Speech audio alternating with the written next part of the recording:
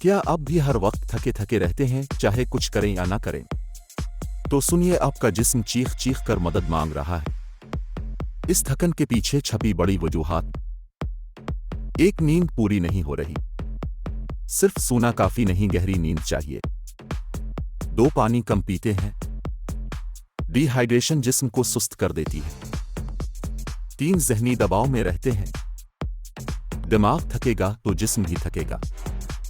खुराक में आयरन या विटामिन्स की कमी, अंदरूनी कमजोरी बाहर नजर आएगी।